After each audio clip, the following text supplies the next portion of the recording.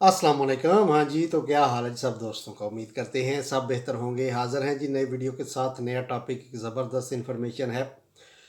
बहुत से दोस्त हैं मुझे जो कि मैसेजेस करते हैं भाई कि रोमानिया इमिग्रेशन ने जो है वर्क परमिट बंद कर दिए हैं। हमको इतना अरसा हो गया है, मैंने वर्क परमिट अप्लाई किया हुआ है, 2 माह हो गए हैं, 3 माह हो गए हैं, 4 माह हो गए हैं, तो मेरा वर्क परमिट अभी तक नहीं आया।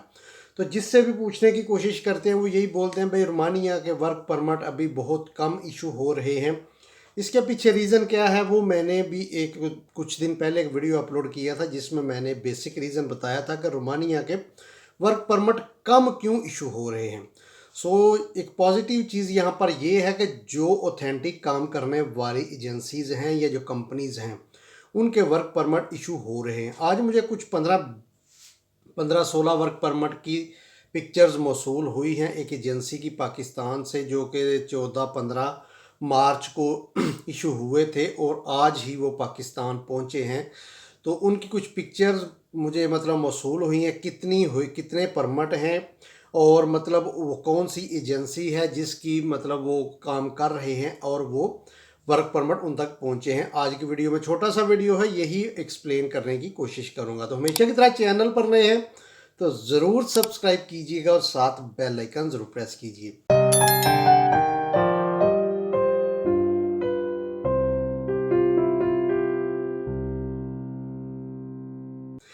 बढ़ते हैं अपने टॉपिक की तरफ। भाई यहाँ पर आप देख सकते हैं अपने स्क्रीन पर कुछ वर्क परमिट, मतलब 15 से 20 वर्क परमिट की पिक्चर्स हैं जो कि मुझ तक पहुंची हैं। 14 तारीख के ये इशू हो चुके हैं, जो कि लगभग कल 17 मार्च को ये पाकिस्तान पहुंचे हैं। तो ये आप देख सकते हैं 15 से 20 वर्क परमिट की पिक्चर्स हैं जो कि मुझ तक पहुंची हैं। तो सोचा दोस्तों के साथ कुछ प्राइवेसी रीज़न की वजह से कुछ डिटेल इनकी ब्लर है, कुछ डिटेल इनकी हाइड है, लेकिन जो चीज़ दिखाना चाह रहा हूँ वो है नीचे की गई, मेंशन की गई डेट। यहाँ पर आप देख सकते हैं 14/3/2023 को ये परमिट यहाँ से इशू हुए हैं।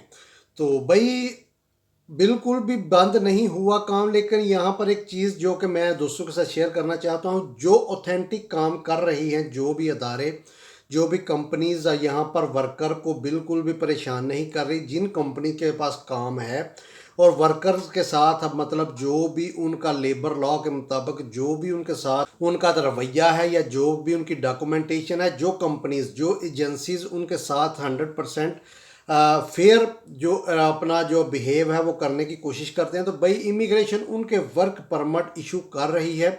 और जिनके वर्क परमिट लेट हैं वो कंपनीज जो हैं वो थोड़ा तंग करते हैं बंदों को, और इमिग्रेशन ने उनसे जब तक उनका ट्रैक रिकॉर्ड इमिग्रेशन के पास पहुंचा है तो इमिग्रेशन ने उनसे कुछ मतलब जो वो मांगी है वो गारंटी मांगी है कि आप हमको कुछ गारंटी किसी भी तरह की मांग सकते हैं।